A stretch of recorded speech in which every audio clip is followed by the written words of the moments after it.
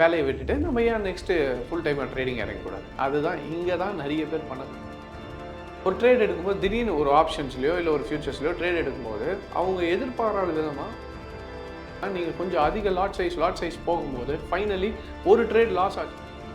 இந்த Japanese candle ஸ்டிக்கை கண்டுபிடிச்சார். அவர் என்ன சொல்லியிருக்காருன்னா தெளிவாக சொல்லியிருப்பாரு, நீங்கள் ஒரு ட்ரேடில் ப்ராஃபிட் பண்ணிட்டீங்களா? இன்னைக்கு வாய்ஸ் ஆஃப் ட்ரேடர்ஸில் நம்ம என்ன பார்க்க போகிறோம்னு பார்த்தீங்கன்னா, ஒருத்தர் ட்ரேடிங் பண்ணி தன்னுடைய முழு மாத சம்பளத்தையும் ஒரே ட்ரேடில் அவர் லாபமாக எடுத்துடுறாரு. அதுக்கப்புறம் அவருக்கு ஒரு யோசனை வருது, ஏன் நம்ம நம்மளுடைய வேலைகளை விட்டுட்டு ஒரு முழு நேர ட்ரேடராக ஆயிடலாமா அப்படின்னு. அதை பற்றி டிஸ்கஸ் பண்ணுறதுக்காக தான் இன்றைக்கி ட்ரேட் அச்சீவர்ஸினுடைய ஃபவுண்டர் கிஷோர் அவர்கிட்ட எடுத்து கேட்டு நம்ம தெரிஞ்சுக்க போகிறோம். சொல்லுங்கள் சார், இப்போ நிறைய பேர்த்துக்கு இந்த மாதிரி ஒரு ஐடியா இருக்குது, தன்னுடைய வேலையெல்லாம் விட்டுட்டு ஒரு முழு நேர ட்ரேடராக இருக்கணும். இதை பற்றி உங்களுடைய கருத்து என்ன? கண்டிப்பாக. இப்போ என்னென்னு பார்த்தீங்கன்னா, நிறைய பேருக்கு இது ஒரு முக்கியமான ஒரு விஷயம். சில பேர் என்ன பண்ணிகிட்டு இருப்பாங்கன்னு பார்த்தீங்கன்னா, இப்போது ட்ரேட் பண்ணலான்னு ஸ்டார்ட் பண்ணியிருப்பாங்க. ஸ்டார்ட் பண்ணும்போது என்ன ஆகும்னு பார்த்தீங்கன்னா, ஒரு அமௌண்ட் போட்டு ஸ்டார்ட் பண்ணும்போது வேலையில் ஆல்ரெடி ஒர்க் போயிட்டுருப்பாங்க. நம்ம ஏன் ஒரு ஒர்க்கில் இது மட்டும் இல்லாமல் ஒரு அடிஷ்னல் இன்கமாக வரக்கூடாதுன்ற மாதிரி என்ன பண்ணுவாங்கன்னா, கொஞ்சம் அமௌண்ட் போட்டு ட்ரேடிங்கும் ஸ்டார்ட் பண்ணுவாங்க. அது சில பேர் என்ன பண்ணுறாங்கன்னா, ஸ்விங் ட்ரேடிங் பண்ணுவாங்க. சில பேர் இன்ட்ராடே பண்ணுற மாதிரி போயிடுவாங்க. இப்போ இந்த இன்ட்ராடே பண்ணும்போது என்ன ஆகிடும்னு பார்த்தீங்கன்னா, ஒரு ட்ரேட் எடுக்கும்போது திடீர்னு ஒரு ஆப்ஷன்ஸ்லையோ இல்லை ஒரு ஃபியூச்சர்ஸ்லையோ ட்ரேட் எடுக்கும்போது அவங்க எதிர்பாராத விதமாக ஒரு பல்க் அமௌண்ட் ப்ராஃபிட் வந்துடும்.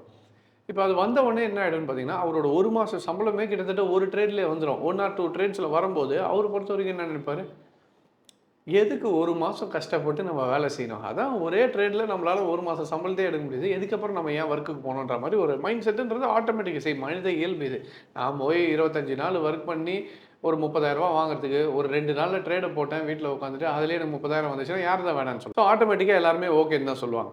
ஸோ இந்த மாதிரி பண்ணும்போது என்னன்னா, நெக்ஸ்ட் மைண்ட் செட் என்ன வருதுன்னு பார்த்தீங்கன்னா, உடனே நம்ம ஜாபை குவிட் பண்ணிடலாம், வேலையை விட்டுட்டு நம்ம ஏன் நெக்ஸ்ட்டு ஃபுல் டைமாக ட்ரேடிங் இறங்கக்கூடாது. அதுதான் இங்கே தான் நிறைய பேர் பண்ணக்கூடிய ஒரு பெரிய தப்பே இருக்குது. என்னென்னா, எல்லா பிஸ்னஸ்லேயும் வரா மாதிரி, எல்லா ஒரு விஷயத்துலேயும் வரா மாதிரி பிகினர்ஸ் லக் மார்க்கெட்டுக்குள்ளே வரவங்க, சரி இந்த வீடியோ பார்த்துட்டு இருக்கவங்கள பார்த்தே கேட்குறேன் நான், எத்தனை பேர் உங்களுக்கு ட்ரேடு ஸ்டார்ட் பண்ணியிருப்பீங்கள்ல, நீங்களும் ஒரு ட்ரேடராக இப்போ இந்த வீடியோ பார்த்துட்ருப்பீங்க.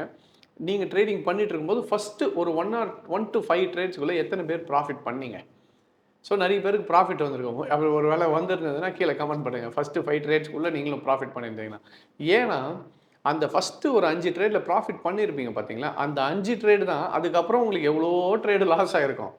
ஆனால் அந்த லாஸ் ஆன ட்ரேடு இருந்தாலும் இன்றைக்கி வரைக்கும் நீங்கள் ட்ரேடிங்லேயே இன்னும் சம்பாரிச்சிருவேன், ஜெயிச்சிருவேன், வந்துடுவேன்னு சொல்கிறதுக்கான ரீசன் என்னென்னா, ஸ்டார்டிங்கில் நீங்கள் பண்ணீங்க பார்த்தீங்களா ப்ராஃபிட்டு, அந்த ப்ராஃபிட் தான் உங்களை இன்னி வரைக்கும் கொண்டு வந்துகிட்டே இருக்குது. ஸோ இப்போ விஷயம் என்னென்னா, ஒரு வாட்டி அந்த ப்ராஃபிட்டை பார்த்துட்ட பிறகு அவங்களோட மைண்ட் செட் என்ன ஆகிடுதுன்னா, கண்டிப்பாக இதில் நம்ம எடுத்துடலாம் அப்படின்றது. ஆனால் இதில் ஒரு ஸ்டெப் அஹெடாக போய் என்ன பண்ணிடுறாங்கன்னா, வேலையை விட்டுறாங்க. இப்போ வேலையை விடும்போது என்ன ஒரு பெரிய ட்ராபேக்குன்றது நான் உங்களுக்கு கிளியராக சொல்கிறேன். இப்போ ஒருத்தருக்கு 30,000 சேலரி வச்சுட்டு ஒரு ஃபேமிலியை ரன் பண்ணிட்டு இருப்பாருன்னு வச்சுக்கோங்க. இப்போ அவர் ஒரு ட்ரேடிங் அமௌண்ட்டில் ஒரு 50,000 தான் வச்சு ட்ரேட் பண்ணியிருப்பார். ஒரு ஆப்ஷனில் ஃபஸ்ட்டு என்னன்னு கூட தெரியாமல் 50,000 என்ன பண்ணியிருப்பார், ஃபுல்லாக ஆப்ஷன்ஸ் வாங்கி வச்சுருப்பாரு, காலோ புட்டோ. அது திடீர்னு ஏறும்போது 30,000 வரும்போது அவரை பொறுத்த வரைக்கும் 50,000 போட்டால் 30,000 வந்துச்சு, இதுக்கு மேலே என்ன வேணுன்ற மாதிரி ஒரு மைண்ட் செட் இருக்கும். ஆனால் இன்னொரு சைடில் நீங்கள் புரிஞ்சுக்கணும், அதே ரிவர்ஸில் போயிருந்ததுன்னா, அதே 50,000 30,000 போயிருந்ததுன்னா 20,000 தான் இருந்திருக்கும். அக்கௌண்ட்டில் 30,000 லாஸ் பண்ணுறதுக்கு வாய்ப்பு இருக்குன்றது நீங்கள் புரிஞ்சுக்கணும். அப்போ கிட்டத்தட்ட ஒரு 70 to 80% உங்களுக்கு ரிட்டர்ன் வந்ததுன்னா, அது 80% ரிவர்ஸ் ஆகும்போது லாஸ் ஆகிறதுக்கும் வாய்ப்பு இருக்குல்ல. ஸோ இதை ஃபஸ்ட்டு நம்ம கிளியராக புரிஞ்சுக்கணும். ஸோ ட்ரேடிங்கில் ப்ராஃபிட் மட்டும் கிடையாது, லாஸஸும் இருக்குது. நீங்கள் இப்போ கமிட்மெண்ட் ஆகும்போது, இப்போ நீங்கள் ஜாபை விட்டுட்டு உடனே ட்ரேடிங்குள்ளே கமிட்மெண்ட் மாதிரி எடுத்துக்கிட்டிங்கன்னா, இப்போ என்னென்னா ப்ரெஷர் வேறு வந்துடும். இதில் என்ன ப்ரெஷர்னால், வீட்டுக்கு மாதம் மாதம் நம்ம எப்படியும் செலவுக்கு காசு தேவை. இந்த மாதம் ப்ராஃபிட் வந்துடுச்சு, ஒருவேளை அடுத்த மாதம் லாஸ் வந்துடுச்சுன்னா என்ன பண்ணுவீங்க? கேபிட்டல்லேருந்து கொஞ்சம் காசு எடுத்து அந்த மாதம் செலவு ஓட்டிக்கலான்னு பண்ணுவோம். கடைசியில் என்ன ஆகும், இப்போ இந்த கேபிட்டல்லையும் ரிகவர் பண்ணணுன்ற ஒரு ஸ்டேஜுக்கு வந்துடும். ஏற்கனவே லாஸில் இருக்கும், லாஸு ப்ளஸ் கேபிட்டல் ரிக்வயர்மெண்ட். அப்போது என்ன பண்ணுவீங்க, உடனே லாட் சைஸை இன்க்ரீஸ் பண்ணுவோம். ஒரு லாட் பண்ணிட்டு இருந்த இடத்துல இப்போ 2 லாட் பண்ணுவோம். இப்போ நீங்கள் 25 குவான்டிட்டி வாங்கின இடத்துல 50 குவான்டிட்டி வாங்குவீங்க. 50 வாங்கின இடத்துல 100 வாங்குவீங்க. ஸோ இது அடிச்சு வச்சுன்னா மொத்தமாக ரிகவர் பண்ணிடலாமே. ஸோ ஃபைனலாக என்ன ஆகிடும்னா, நீங்கள் கொஞ்சம் அதிக லாட் சைஸ் போகும்போது ஃபைனலி ஒரு ட்ரேட் லாஸ் ஆச்சுனாலும் அக்கௌண்ட்டே வாஷ் அவுட் ஆகும், இல்லை பாதி கேபிட்டல் போயிடும். ஸோ இந்த இடத்துல தான் ப்ரெஷர் தாங்க முடியாமல் நிறைய பேர் என்ன ஆகிடுவாங்க, ட்ரேட்ஸில் லாஸ் பண்ணிட்டுருவாங்க. ஒரு கன்சிஸ்டண்ட்டாக ப்ராஃபிட் பண்ணவர் கூட லாஸ் மேக்கிங் வர்றதுக்கான ஒரு முக்கியமான ரீசன் என்னென்னா, இட்ஸ் பிகாஸ் ஆஃப் ப்ரெஷர். அதனால ஒரு ஃபேமஸான ஒரு பர்சன் ட்ரேடிங்கில் இருக்கவர் சொல்லியிருக்காரு. என்னன்னு சொன்னார்னா, இந்த ஜாப்பனீஸ் கேண்டில் ஸ்டிக்கை கண்டுபிடிச்சார். அவரு என்ன சொல்லியிருக்காருன்னா, தெளிவா சொல்லியிருப்பாரு. நீங்க ஒரு ட்ரேட்ல ப்ராஃபிட் பண்ணிட்டீங்களா, மார்க்கெட்லேருந்து 3 நாள் லீவ் எடுத்துக்கோங்க. when you make a profit, get away from the market at least for 3 days. அது எதுக்குன்னா, பிரெயினை வந்து திருப்பி நம்ம வந்து ரீசெட் பண்ணுறதுக்காக இந்த ட்ரேடிங்கில். இது ஒரு பெரிய விஷயம். ஏன்னா, ஒரு இன்ஸ்டிடியூஷன் லெவலில் இருக்கக்கூடியது தான் இந்த அளவுக்கு யோசிக்க முடியும். ஒரு ட்ரேடில் நல்ல ப்ராஃபிட் வந்துச்சுன்னா 3 நாள் அந்த ட்ரேடை விட்டு லீவ் எடுத்துக்கோங்க. ஏன்னா, அந்த 3 நாள் திருப்பி நீங்கள் ட்ரேட் பண்ணும்போது என்ன ஆகிடும்னா, எப்படியும் நீங்கள் லாஸ் பண்ணிவிடுவீங்க அடுத்த ட்ரேடில் அப்படின்ற மாதிரி அவர் சொல்லுவார். ஏன் அதை சொல்கிறாருன்னா, அதுக்கு நிறைய ரீசன் இருக்குது. முக்கியமான ரீசன் என்னென்னா, உங்களோட பிரெயின் என்ன பண்ண ஆரம்பிச்சிடும்னா, டீகோட் பண்ணிக்கும். என்னன்னா, நம்ம ஓவர் கான்ஃபிடன்ஸ் வந்துடும். நம்மளால் ப்ராஃபிட் பண்ண முடியுமே, என் ஸ்ட்ராட்டஜி தான் பக்காவாக இருக்குது, என்னால் டெய்லி ஒரு நிமிஷமும் என்னால் ட்ரேட் பண்ணி ப்ராஃபிட் பண்ண முடியுன்ற ஒரு ஓவர் கான்ஃபிடன்ஸ் வந்துடும். நெக்ஸ்ட்டு ₹100 ப்ராஃபிட் வந்தால் போதும்னு நினைப்போம். ஆனால் இப்போ என்ன பண்ணுவோம், ஏற்கனவே ₹100 பார்த்தாச்சு, இப்போ ₹200 பண்ணலாம். 200 ஏன் பார்க்கணும், ஒரே ₹2000 ப்ராஃபிட் பண்ணிட்டா என்ன? இது மாதிரியே உங்களோட பிரெயின் வந்து ஆக்டிவேட் ஆரம்பிக்கும். ஸோ அதனால தான் அவர் தெளிவாக சொன்னார், ஒரு ட்ரேட் நீங்கள் எதிர்பார்த்த ப்ராஃபிட் வந்துச்சா, ரீசெட் பண்ணுறதுக்கு 3 நாள் ட்ரேட் பண்ணாத. இது வந்து ஒரு லாங் டேர்ம் இன்வெஸ்டராக அவர் வந்து நிறைய ஐடியாலஜிஸ் கொடுத்துருக்காரு. அதில் ஒன் ஆஃப் தி கோட்டு தான் இது. ஸோ அப்போது நம்ம சைக்கலாஜிக்கலி இந்த மாதிரி இம்பேக்ட் ஆகும்போது, நீங்கள் வேலையும் விட்டுட்டிங்கன்னா லாஸ் வரும்போது உங்களுக்கு கூட ப்ரெஷரும் அதிகமாகும்போது என்ன பண்ணுறதுன்னு தெரியாமல் ஓவர் ட்ரேடிங் பண்ணி ஃபைனலாக டோட்டல் கேபிட்டலையும் என்ன பண்ணிவிடுவோம், லாஸ் பண்ணிவிடுவாங்க. ஸோ இதனால தான் ஒரு முக்கியமான அட்வைஸ் என்னென்னு பார்த்தீங்கன்னா, புதுசாக ட்ரேடிங்குள்ளே வரீங்கன்னா, ஒரு ப்ராஃபிட் வந்துச்சுன்னா இமீடியட்டாக don't go and quit your job. ப்ராப்பராக ஜாபில் இருந்துட்டு கார்பஸை அக்யூமுலேட் பண்ணுங்கள். ப்ராஃபிட்டபுளாக பண்ணுறீங்களா, ஒரு 1 இயரோ ஒரு 1.5 இயர்ஸோ 2 இயர்ஸ் கூட ஆகட்டுமே, பொறுமையாக பண்ணி அந்த வச்சிருக்க இன்வெஸ்ட்மெண்ட்டை க்ரோ பண்ண ட்ரை பண்ணுங்கள். 2 மடங்கோ 3 மடங்கோ நல்லா க்ரோ பண்ணிவிட்டு, அது க்ரோ ஆகிட்ட பிறகு எப்போ உங்களுக்கு நல்ல ரிட்டர்ன்ஸ், நீங்கள் ட்ரேடிங்கில் வந்து இன்வெஸ்ட்மெண்ட் பண்ணிங்கனாலே உங்களுக்கு ரிட்டர்ன் வரக்கூடிய அளவுக்கு கொடுக்குற ஒரு ஸ்டேஜுக்கு வருதோ, அப்போது நீங்கள் ஜாபை குவிட் பண்ணுறது it will be better.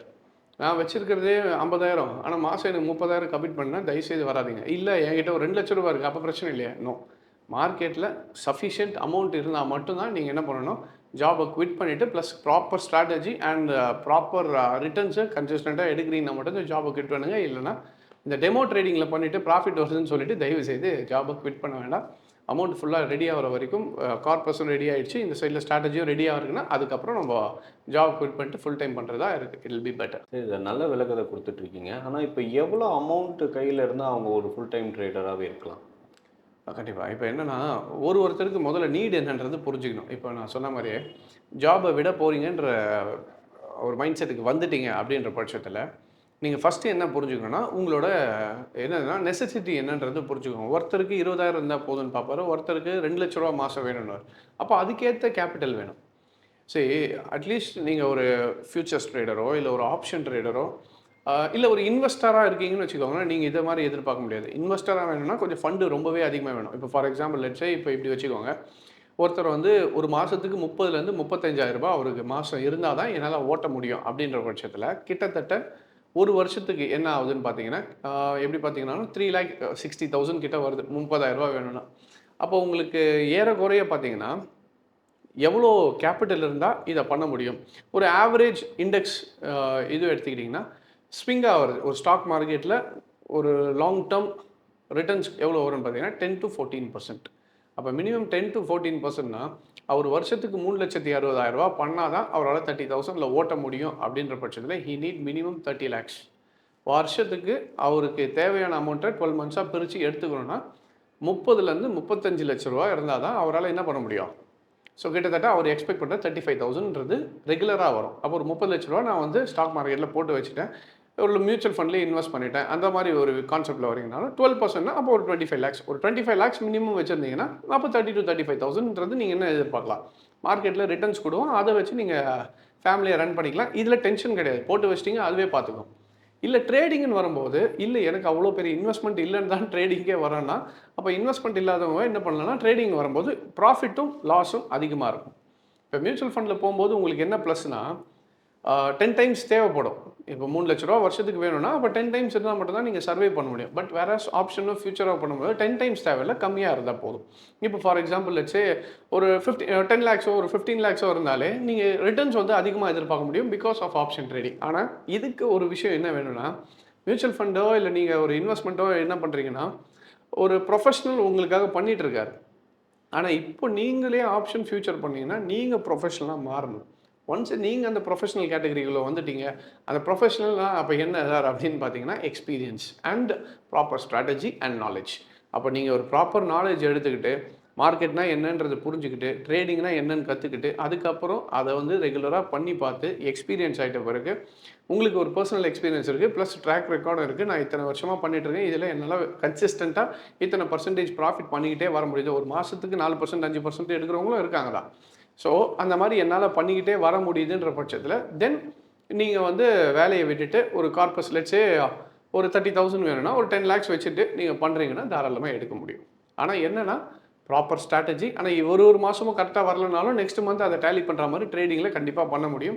But விஷயம் என்னன்னு பார்த்தீங்கன்னா, அட்லீஸ்ட் வருஷத்துக்கான என்ன தேவை இருக்கோ அது இன்டூ 5 டைம்ஸ். ட்ரேடிங்னா 4 to 5 டைம்ஸாக வச்சுக்கோங்க.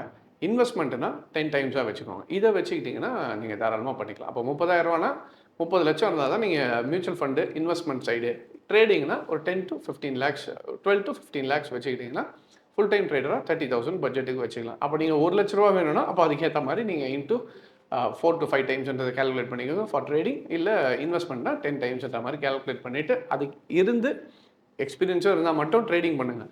இல்லையா 10 டைம்ஸ் கேபிட்டல் இருக்கா போட்டு வச்சுட்டு ஜாலியாக ரிட்டையர்மெண்ட்டை யூஸ் பண்ணிக்கிட்டு மாதம் வரதை எடுத்துகிட்டு திருப்பி கொஞ்சம் சேகரித்து அதிலே சேமித்து மறுபடியும் எஸ்ஐபி மாதிரி பண்ண முடிஞ்சதுனாலும் வெல் அண்ட் குட். நாளைக்கு லாங் டேர்மில் ரிட்டையர்மெண்ட் பிளான் பண்ணி நீங்கள் ப்ராப்பராக பண்ணிவிட்டு மார்க்கெட்டில் இருந்தும் ஏர்ன் பண்ணிவிட்டு ஃபுல் டைம் பண்ணவும் முடியும். ஸோ இந்த மாதிரி ப்ராப்பர் நாலேஜோட ப்ராப்பர் ஸ்ட்ரக்சர்டாக பண்ணிங்கன்னா டெஃபினெட்லி இதையே ஃபுல் டைம் ட்ரேடிங்காகவும் பண்ண முடியும். சார், இப்போ இந்த ப்ராப்பரான நாலேஜ், ப்ரொஃபஷ்னலான ஒரு ட்ரேடர் பற்றி நீங்கள் சொன்னீங்க. இப்போ அதற்குண்டான ட்ரைனிங்கை தான் நீங்களே கொடுத்துட்ருக்கீங்க. இப்போ அதை பற்றி உங்களுடைய கிளாஸஸ் எப்படி என்னன்றதை பற்றி கொஞ்சம் விளக்கமாக சொல்லுங்கள் சார். சரி, நம்மளோட கிளாஸஸ் பார்த்தீங்கன்னா நமக்கு எவ்ரி வீக் மண்டே வந்து சென்னை, கோயம்புத்தூர் அண்ட் மதுரையில் வந்து 3 பிரான்ச்சஸ்லேயும் நமக்கு கிளாஸஸ் இருக்குது.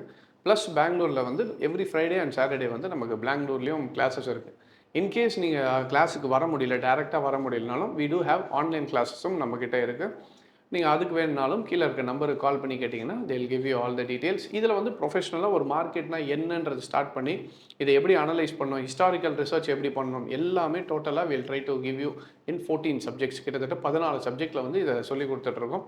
அதை ஒன்றும் பொறுமையாக ட்ரெயினர்ஸ் வந்து உங்களுக்கு ப்ராப்பராக சொல்லிக் கொடுப்பாங்க. அதுக்கப்புறம் உங்களுக்கு டவுட் கிளியரிங் செஷன்ஸ் இருக்கும்.